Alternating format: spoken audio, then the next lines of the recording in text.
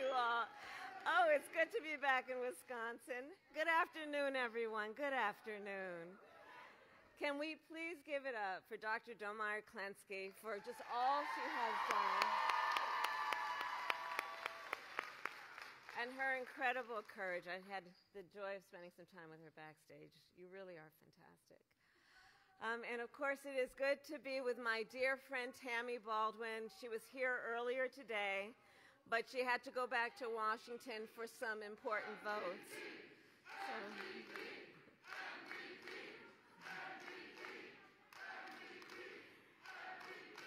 And on the subject of Tammy Baldwin, I want to just mention Tammy because she had to go back to Washington for some important votes. She was here earlier. But I will say, Wisconsin, that you have in her an extraordinary leader. I had the privilege of spending time with her when I was in the Senate.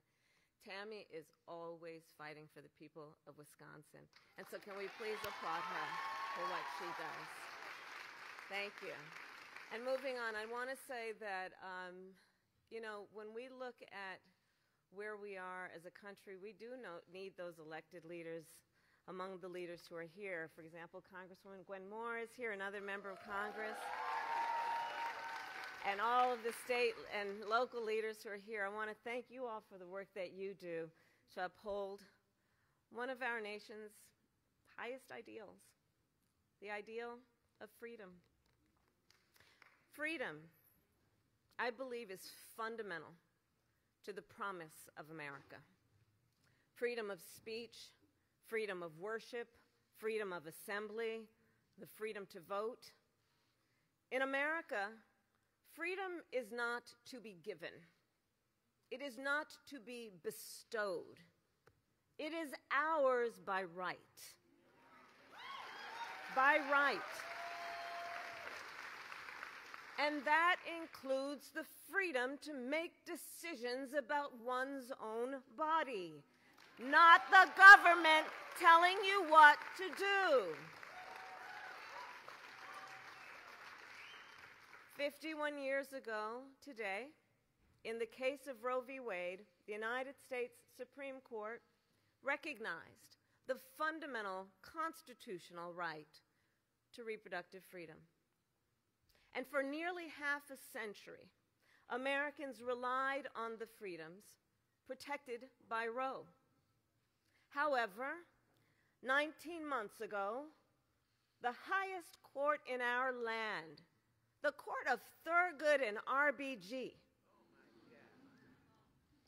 took a constitutional right from the people of America, from the women of America. And now, on the 51st anniversary of Roe, we speak of it in the past tense. In the last 19 months, in states across our nation, extremists have proposed and passed laws that criminalize doctors and punish women. Laws that threaten doctors and nurses with prison time, even for life, simply for providing health care. Laws that in some states make no exception even for rape and incest. Now, many of you know I started my career as a prosecutor, specializing in crimes against women and children. What you may not know is one of the reasons why. So when I was in high school, I learned that one of my best friends was being molested by her stepfather. And so I said to her, "You got to come stay with us." I called my mother, and my mother said, "Of course she should." And she did. So the idea that someone who survives a crime that is violence to their body, a violation to their body, and then would not have the authority to decide what happens to their body next, that's immoral. It's immoral.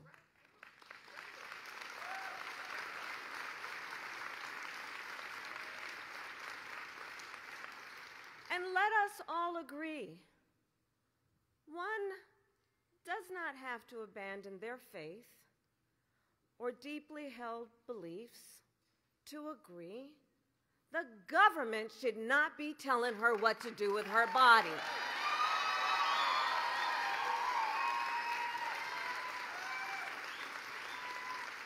If she chooses, she will consult her pastor, her priest, her rabbi, her imam, but not the government telling her what to do. This is, in fact, a healthcare crisis. And there is nothing about this that is hypothetical. Today in America, 1 in 3 women of reproductive age live in a state with an abortion ban. 1 in 3. And let us understand what that really means for people across our nation. Let us understand the horrific reality that women are facing every single day since Roe was overturned. I have met women who have had miscarriages in toilets because they were refused care. I met a woman who went to the emergency room during a miscarriage and was turned away because the doctors were afraid they'd be thrown in jail for giving care. And it was only when she developed sepsis that they gave her the care she needed. We know that the majority of women who have abortions are mothers. If they live in a state with an abortion ban and they need to travel to receive care, God help her if she does not have paid leave or affordable child care.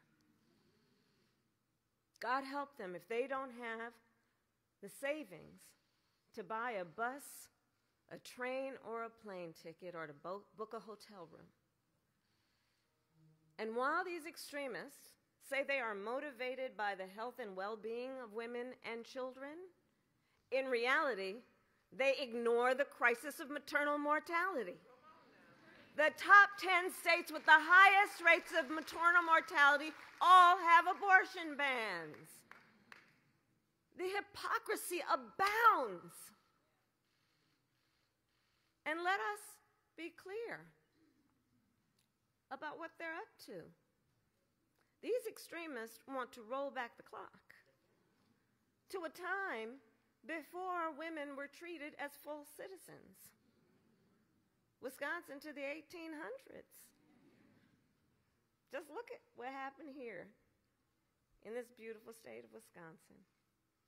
After Roe was dismantled, extremists evoked a law from 1849 to stop abortion in this state. 1849, before women could vote, before women could hold elected office, before many women could even own property, in a state whose motto is forward. These extremists are trying to take us backward. Well, we're not having that. We're not having that.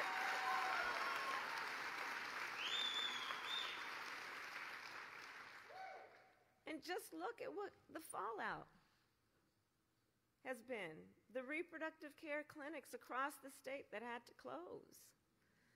The women that hospitals had to turn away. Women like Megan. So Megan learned she was pregnant early last year.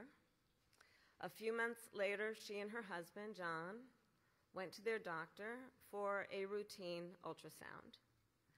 And it revealed devastating news for them. The fetus had a severe genetic disorder, and Megan's pregnancy threatened her life. But because of that 1849 law, Megan's doctor could not provide a life-saving abortion unless he found 2 other physicians to sign off. He called doctor after doctor here in Wisconsin, but none were willing to risk going to prison. Ultimately, Megan had to go to Minnesota to receive care. She had to leave the state where she calls home to save her life. Thankfully, late last year, a judge declared that this 1849 law did not apply to abortion, and some clinics in Wisconsin have since reopened. But that does not undo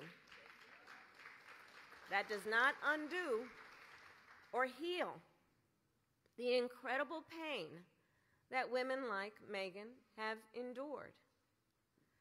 Megan and her husband, John, are here with us today, and in front of all the friends, let us applaud them for their courage. And I thank them for the time that I had with them today. Can we please applaud them?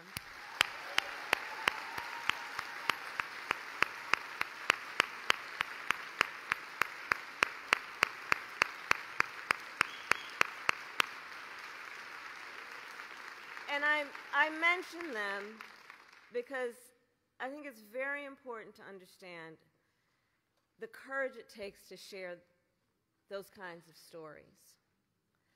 And the reality of what is happening in real time across our country is that for every story we hear, there are so many that we do not hear about.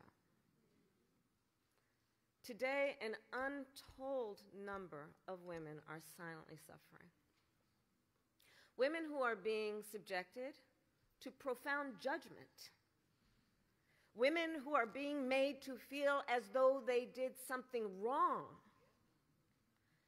as though they should be embarrassed, being made to feel as though they are alone.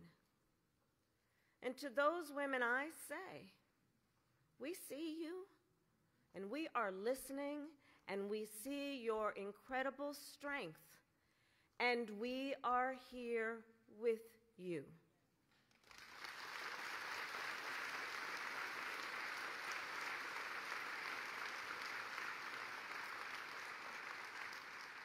And so as we face this crisis, as we are clear-eyed about the harm, let us also understand who is responsible. Shall we? The former president handpicked 3 Supreme Court justices because he intended for them to overturn Roe. He intended for them to take your freedoms. And it is a decision he brags about. Yes, he does. A couple weeks ago, he said that for years, quote, they were trying to get Roe v. Wade terminated, but he said, quote, I did it, and I'm proud to have done it. And the women should be prosecuted. Proud? Proud? Proud that women across our nation are suffering? Proud that women have been robbed of a fundamental freedom? Proud that doctors could be thrown in prison for caring for their patients, that young women today have fewer rights than their mothers and grandmothers? How dare he?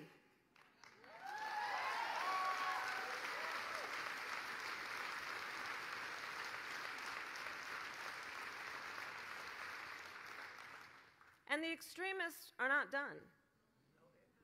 This afternoon, in the Wisconsin legislature, extremists will hold a hearing on a new bill that would ban abortion in this state with no exception for rape and incest. And in the United States Congress, extremists are trying to pass a national abortion ban, to outlaw abortion in every single state. But what they need to know is that if Congress passes a national abortion ban, President Joe Biden will veto it.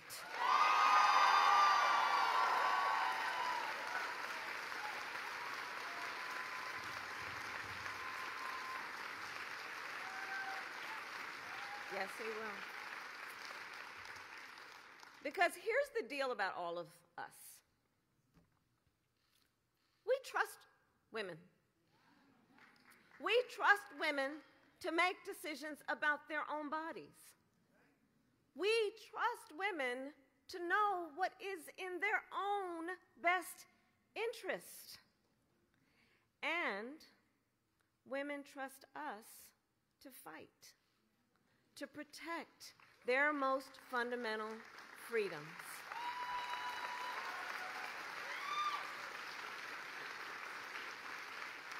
And it is going to take all of us.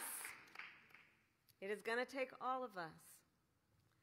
Joe Biden and I are fighting in court to protect women's access to medication and emergency care. We strengthened the patient privacy protection so that medical records stay between a woman and her doctor. And we are protecting the right of women to travel for abortion care. But the bottom line is, to truly protect reproductive freedoms, we must restore the protections of Roe.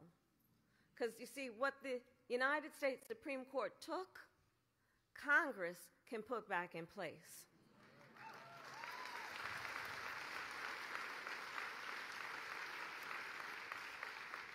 So we need a majority of leaders in Congress who simply agree, here's the thing, simply agree that the government should not be making those personal decisions for folks.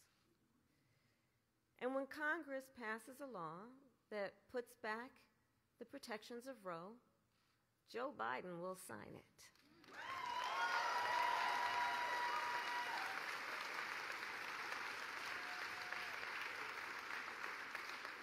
So I'll close with this. It's going to take all of us to get us to that place. Everybody here. And momentum is on our side. We are winning. Since Roe was overturned, every time reproductive freedom has been on the ballot, the people of America have voted for freedom.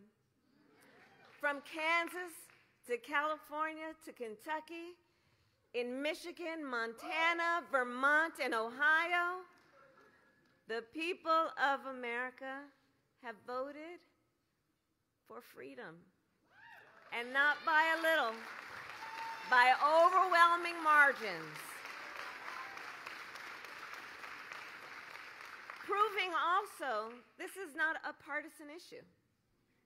Tens of millions of Americans in red states and blue, including here in Wisconsin, marched to the polls in defense of fundamental freedoms. So I say, the voice of the people has been heard, and it will be heard. And then I finally ask, today, Wisconsin, are you ready to make your voices heard? Do we trust women? Do we believe in reproductive freedom? Do we believe in the promise of America? And are we ready to fight for it?